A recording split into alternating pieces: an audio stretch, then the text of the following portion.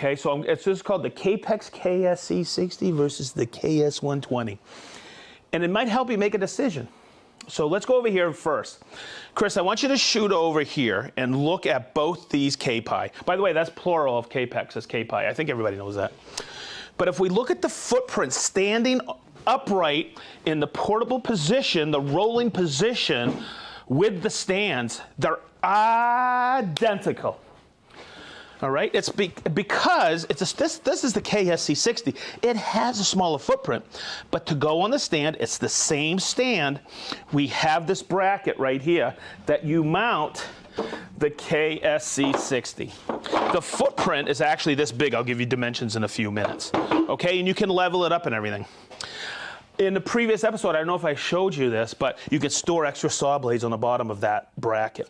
But here's where it starts to hit. I'm going to take it, I'm going to tilt it down here so you can see it.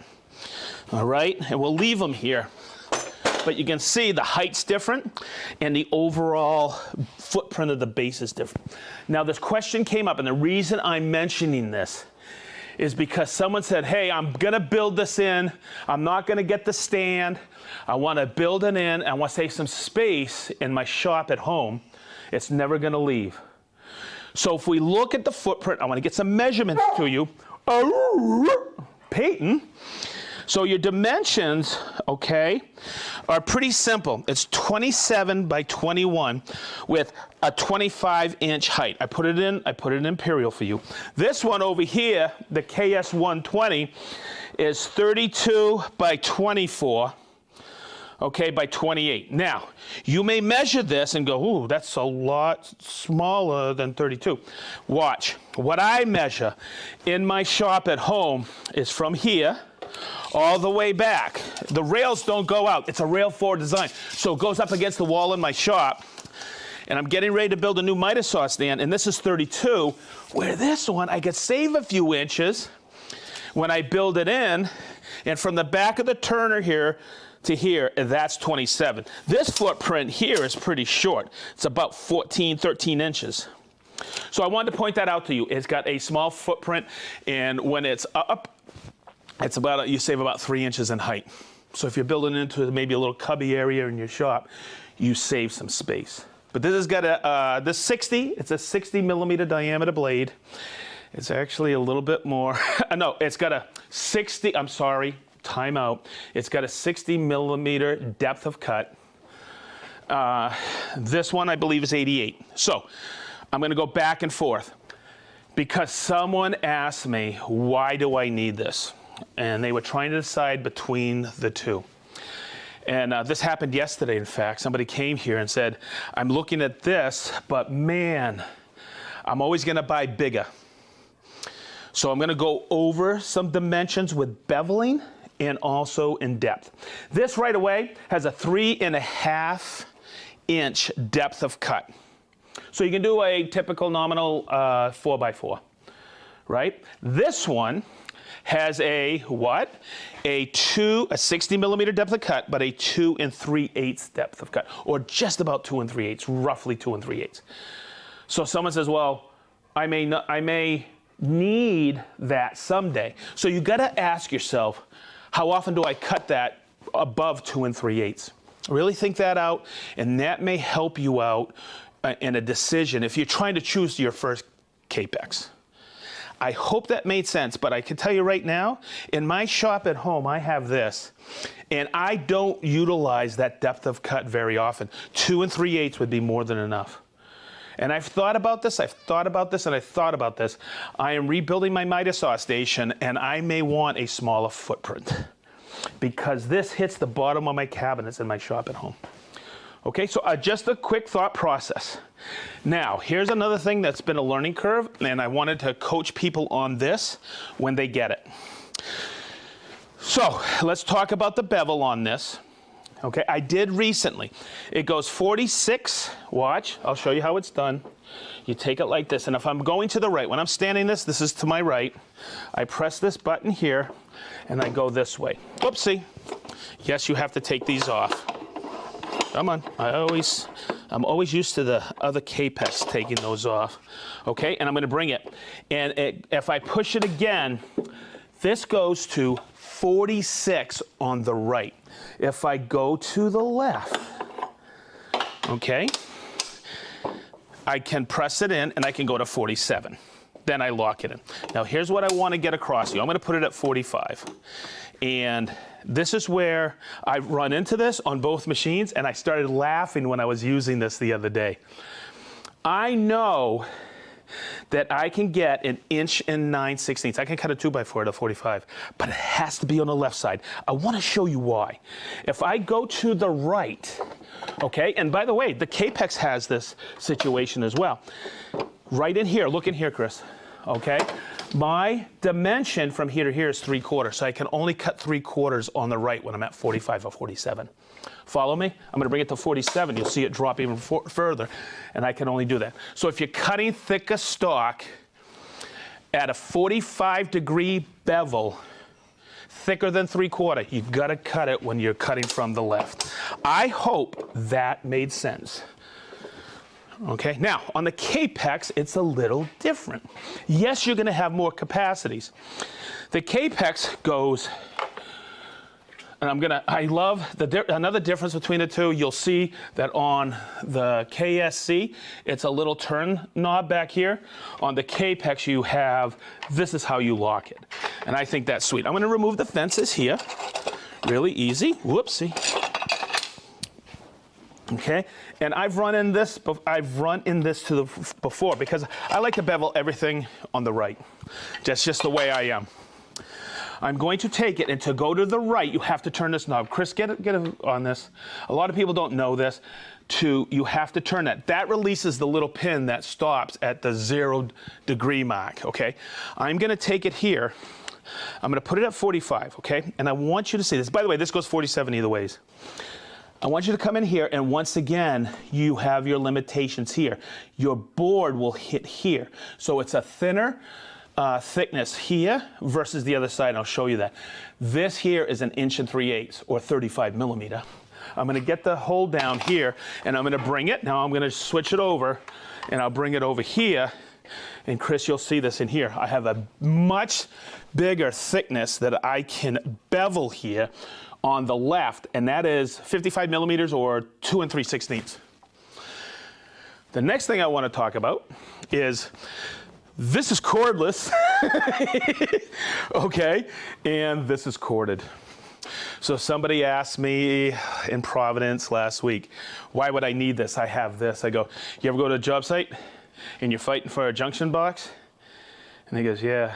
And I go, wouldn't it be nice? You could walk up like this, plug in, take your CTC MIDI out in the garage while everybody else is fighting in the house for that box.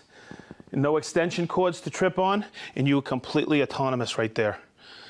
It is amazing how everything works in conjunction. I want to talk about capacities with this, because a lot of people don't understand this. They go, oh, this is an 8 1/4 blade, and this is basically a 10-inch blade, right? They think, Travis told me this, they're like, oh no, I want that 12-inch capacity. This cuts 12 inches. Okay, or 304 or 305 it says in the spec sheet. So I'm going to take this and I'm going to put this board, and let's get a measurement on this. Come over here, hot shot cameraman. This is 12 inches or 300 millimeter. Okay, always use a hold down, my friends. Okay, and you're going to see, of course, anybody who's been cutting with a Capex, I'm going to make sure I have my laser on here. Okay, and I'm going to make that cross cut.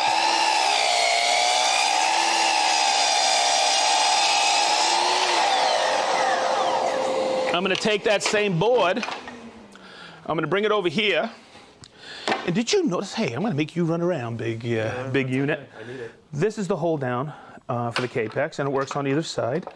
One comes with it. It's one heck of a hold down. But on this unit, I'm going to put these fences on real quick. They're easy on and off. The Capex KS120 is an easy on and off as well. All right, but we give you one hold down. Okay, and I'm going to lock it in here, and it goes in from the back. Right here, there's a little notch. It's our typical, you may already have a screw clamp. I'm going to I turned on the laser on that. This has got a shadow line. I'll go over that in a minute. And I'm going to bring it down, so I lock my board in. Okay, and I'm gonna make the cut.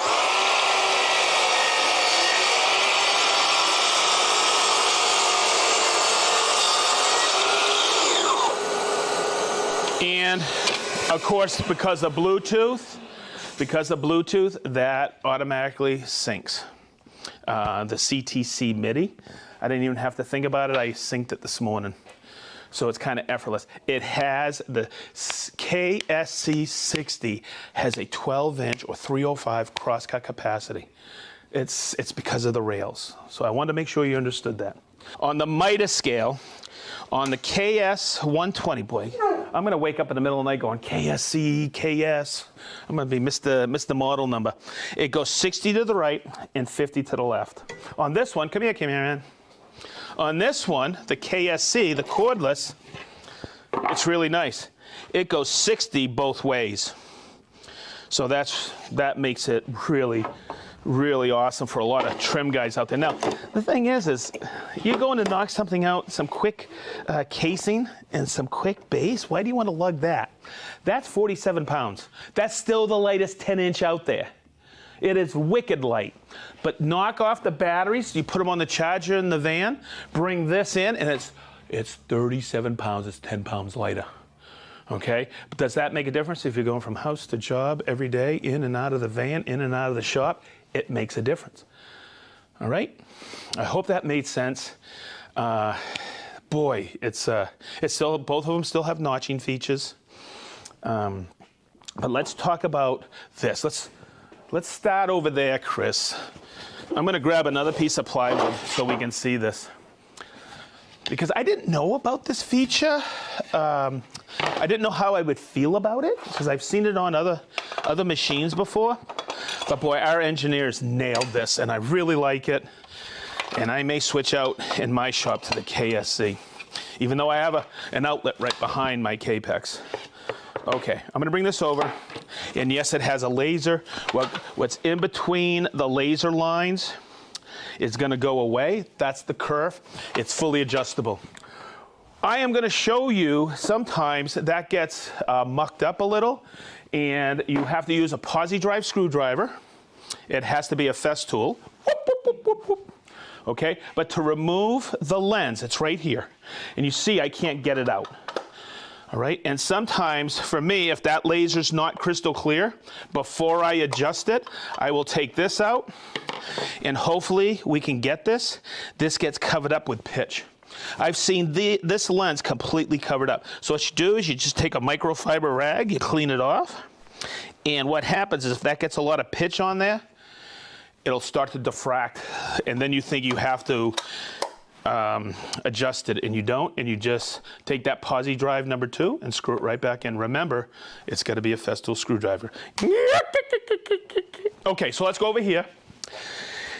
And this is a little bit different, but once you get used to it, you can dial this in. When I say dial it in, your eyes can dial it in. And Chris, hopefully we can get this. There's a shadow line right here. And if we look, and I'm going to take it like this, and if you see, the shadow line is exactly in the center of the curve. So here's some benefits to this. It's lights. It creates the shadow. You go and you get more pitch on the blade. It doesn't matter, okay? It adjusts automatically. You get it sharpened, it adjusts automatically. There's no adjustment to the shadow. To clean the lens, it's right here in the front. I always have and you just pop it off. Oh, from the other side. You just pop it off, use that microfiber rag, clean it off like that, and there's your lens. So I would say the only thing you have to do, or maintenance on this, is to clean the lens, and you just put it back in there like that. It's wicked easy. No screwdriver, no nothing. This has got some gnarly grain in it. I'm just gonna bring it in, and I want you to see the quality of cut on this. It is so impressive. So I'm gonna take it out. Look at that shadow line.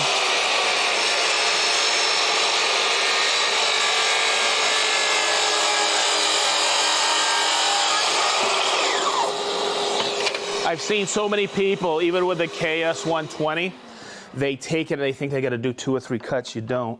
And look at that cut. It's absolutely outstanding. Look at that. It's a really nice cut. It's perfect, if you ask me. So, wow, that went fast. The stand is this, watch. Here's the handle, and it's one of the legs, just like this, okay? And guess what? It's the exact same stand as both the KSC60 and the KS120, okay?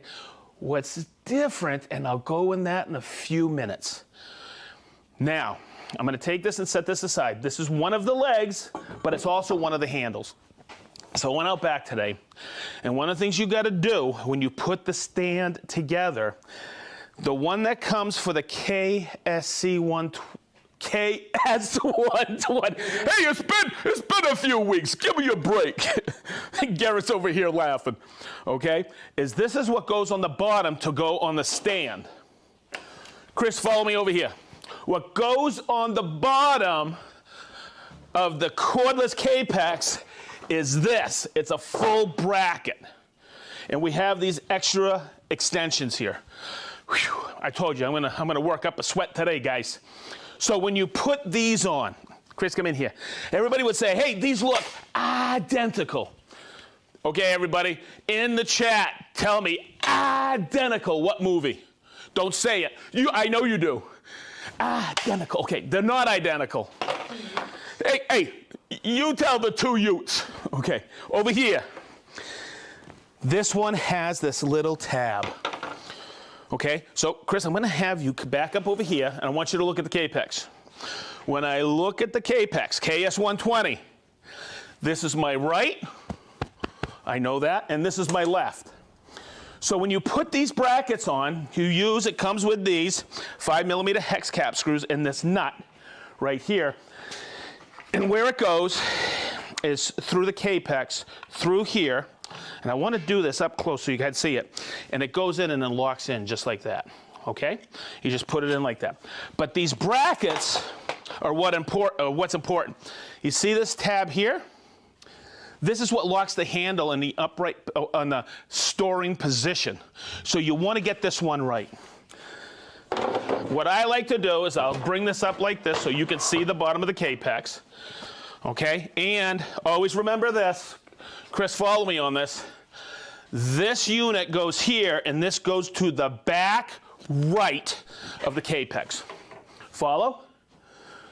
And I put that on about 10 years ago, and I haven't taken it off yet. Okay, now, once you have that on, what I like to do is take the stand like this, and I like to bring it over ever so slightly like this, and grab my handle here. I've done this a few times, setting these up.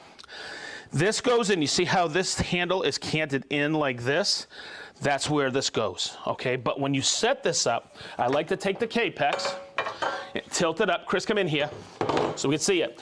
There's a little groove here, and it matches with the line. Thank you, Garrett. So when I take that, see this? You got it? You see this little ridge right here?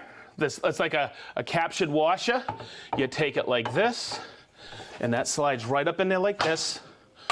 And Chris, get in here and see this. See where it says unlock and lock? You want to lock this in because you don't want it to fall out as you're grabbing it. Garrett, I'm just going to take it and set it like this. Okay. Whew. Boy, this brings back a lot of memories in 2007. I was in Germany setting this up, and one of the things they all said, all the trainers said, go ahead, Sid, you do it. And I had no idea how to set this up. So I set it up. I was pretty good at it. But the one thing I didn't do, everybody watch. Watch my foot. You put it right here. When you are loading the saw or unloading the saw, make sure you step on that stand or you're going to go for a ride. So I'm going to take this, and I'm just going to turn it like this, and I'm going to grab it. Chris, get back here so everybody can see this. There's actually a handle right here. So I'm going to grab it, and you see that handle? I'm going to take it, and I'm going to put it in there like this, kind of center it like this. Okay, make sure that these are unlocked. And then I can come over here and get it so it sits right on that washer. Okay, let's get it. I had it earlier, and I think it's because this needs to go over a little. And let me just line that up. Almost. See this line right here? It's hard for you. And I'm not doing this on purpose to show the little bit of the struggle on this, because you can see how much easier the KSC 60 is. See that? Hey. Chris, really quick. Pan up real quick. Be patient when putting this together. Okay? Please. And that's all you got to do. That's the stand. Pretty easy? Okay, good. Now you know, and look, over here, you see this tab? See how I have it open? When you are folding this up, put your foot here. So you can lift it like this. See how that locks in? You can take it down like that. Nice and easy peasy. Whoa, okay. Am I earning my keep today, kids? Yes, sir. Yes. But I want you to see these leveling pads. Let's flip it up underneath.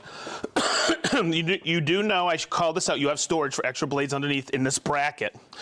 But these twist like this, and this will help us level it to what? The extensions. So what I'm going to do is I'm going to take this. I'm going to take it like this. I just got to eyeball where I'm going with it. Boom, boom. This is the front. You see the sticker. I'm going to tilt it up. And I'm going to slide it in. Okay, kids, here we go. See that? I think that's a lot easier. It will be for you, not for me. Okay. Watch. That is a lot lighter. And that goes on there just like this. And we are ready to load. Always make sure you lock it in. Cool? Whew. All right, I took the 4mm screws off. I'm going to take my KSC 60. Oh, before I move on, somebody was asking about this. See these little pods? They're 20mm. So what those are for, those go on the KSC 60 when you want to use it just on the table. And when you put these in, these holes right here, Chris, come here, here, here, and here, that will fall into the matrix of the 20mm holes that are drilled 96mm on center. Because 32 plus 32 plus 32 is 96. Okay, when I take that, I'm going to take those holes that Chris came over and shot, and those line up right on there like that. I'm going to take those right in and put those screws in there, 4mm screws. I just take my time doing it. So the big difference is the extensions. If you have extensions for a KS120 and you want to use them on the KSC 60, you may. But your scale will not line up because you have this what? Little extra piece here. Follow me? Okay, but this little extra piece is kind of cool. It's roughly 115 millimeters. So that scale is off if I put these on the KS120. Because on the KS120, hope you can see this, it mics right up. This side, you know this is a little larger, but this mics right up to it. See that? Both of them have V-grooves. This one's plastic. But I want to call this one out because everybody who came into the training center way back when used to come over and say, hey, look at this. And I just did a Festool sedge on this. You see this right here? You see the fence? Chris, come over here so you can get it over here. This part of the extension doesn't have to line up. You just need to have it back a little because if you have any bow, whoopsie, any bow in what? Some chair rail or just regular cuts, it'll spring out if it's being caught here against that fence. Hopefully that made sense to you. So there you go. That's the extensions on there. I put them on, but what I'm going to do is I'm going to swing in and I'll do some calibration in a minute on them. I have a friend who just got his stand and he freaked out because it took him a few minutes to realize something. And through the course of the years, I know some of you out there because you've come up to me and said, hey, can I buy those extensions on the extensions? And you go, huh? Let's look at this distance right here. From the blade to here, you have 58 inches, okay? you have a lot more. Chris, come over here so you can see this. Look at this knob, see that? I can pull this all the way out. Okay, but what you have to remember, because now you have a stop here. Chris, could we come over here really quick? If I need to cut something at 87 inches, look, the reed is right here on the edge. Follow me? If I need to see this stop right here, if I need to cut something at 3 foot, it's right here. Now, I'm going in imperial right now, and hopefully everybody understands that because people get confused all the time. But you've always been on there on those extensions. They've always been included. I know people have used them for 3 or 4 years and they didn't know those were there. So it's cool because you don't have to know everything. You know what? You should always watch Festool live, I'll tell you. All right. Here's a big difference. On the KSC60 extensions, it's only available on metric. Okay, consult the website. But in the KS120, it's imperial and metric availability. It's not a dual scale. You can get them either in imperial or in metric. Okay, so there you go. Now, when you set up your extensions, there's a few things I want you to do. And the first one I want to show you is this. I'm going to take, see those knobs I was telling you about underneath? Chris, get in here so you can see this. Right here, Chris, watch. See this? Look how I can lower and elevate it. So what I want to do to this, I want the deck, the same plane of the deck to the same plane as this. So what I'm going to do is I'm going to elevate it. And the only thing I'm going to be concentrating on is right here. The next thing I'm going to do is I'm going to take it out. I'm going to take the clamp, and you know one F-style screw clamp comes with a K-PEX. You can either lock it back here or right here with a KSC60. I'm going to bring it in and lock it down. So what I'm doing is I'm taking myself out of the mix. And Chris, come over here so you can see this. See this right here? See that daylight? I can take this and I can tune it in. And this isn't being level. It's bringing the deck of the K-PEX KSC60 in the same plane as the extensions.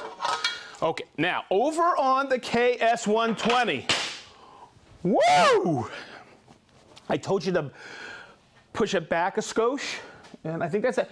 Garrett, is that a technical? Skosh is good? Skosh is good. Okay, skosh is good. Hey, you know, Minnie would already be on the second board. She's much better than I know, whatever. Okay, Chris, come back here. You don't have to guess how far you have to push it back. Right here, and I showed you this in one of the lives. Push it right back, and it has a hard stop, so you can bring it in. Woo! Okay, let me see if I've covered what I need to cover so far, because I'm going to kick it up one more notch for everybody. So somebody in Austin asked me, could you go a little more into technical stuff on Festool Live? So I'm going to try to do a little bit of calibration here and there, and this is one of my favorite things. You see this scale right here? I can tell you right now, my whole life, I never trusted these scales. Okay? On these, you can trust them. And you can calibrate them. So I'm going to show you how. It's pretty easy. So what you need to do is, what I'll always do is, I always laugh when I do this because, let me get my folding rule real quick. And the reason I'm laughing is there was one time I went out on the road and I came back and I had calibrated my K-PEX and it was off, and it was off about an inch. Do you know what happened? Hey, easy. Do you know what happened? Somebody had cut my my benchmark. So what I do is I always have a benchmark. I label it. I label where I'm going to put it up against the fence. And I want you to see this because I cut this the other day at perfect, 13 inches. Okay, and I'm going to line it up here. Okay, and it's exactly 13 inches. I'm going to bring it over here. Oh, phew. And if we line this up exactly at 13, okay, and I'm splitting the line, watch. I'm going to take it like this, and you're going to see, can you hear that? That means the side of the carbide on that blade, every time I walk up to this saw now, it's going to be dead on 13, because guess what? I calibrated it the other day. So let's check this one, see if this is calibrated. Hopefully it's not. All right, but I'm gonna take it over here. This is the saw that I cut on almost every single day here in the training center. Let's see. Okay, so it's calibrated. Let's uncalibrate it. Over here, Chris. I think you calibrated that in an earlier episode. I probably did, didn't I? Okay, so there's 3 5mm cap screws plus this. What happens with this is this goes underneath and locks it down, and it locks it to that V groove. So if you realize that that's a V, and let's come over here, Chris, so we can see this. Okay, right in here. Okay, every time I put that on there, if that peak is resting on there, guess what? It has to calibrate. It has to. So that's why I've been on the road for what, 4 weeks, and I come back and I move it from over here to over here, and it's still calibrated. It has to be, because that's a datum point. So what I'm gonna do is I'm gonna loosen that big knob, okay, but I'm leaving it underneath the ledge, and I'm gonna grab this, and this is a 5mm wrench, okay, and I'm just gonna loosen it up. 2. You don't have to loosen it too much. And I'm gonna take it like this. I'm gonna come underneath and grab the other one. Holy macanoli. Oh, there you are. That must look good on film. Okay, oh, Chris, watch out. But watch. Let me just do this. And you're gonna see there's some play. See it? See the play in there? So what you can do is I can take this, and what I'm gonna do, first and foremost, I'm gonna unplug it, safety first. I'm gonna take this down. Okay, Chris, I'm gonna lock the head, and I'm gonna come over here. Where are you? Chris, come over here so we can see this. I want you guys to see this. And I'm gonna press that in. See it? Yep. So I'm gonna take it like this, and Chris, come in here so we can see this. I'm gonna bring it right in. And then what I'll do is I'll start my process of tightening. First, the big knob, and I really like that. It's not too tight, and I'm not jamming it against the blade. And then I'll take it like this, and one more. There you are. Wow. And there you go. And now that is calibrated. Whether you want to calibrate it in metric or imperial. Okay? So that's how you calibrate the K-PEX extensions. Wow.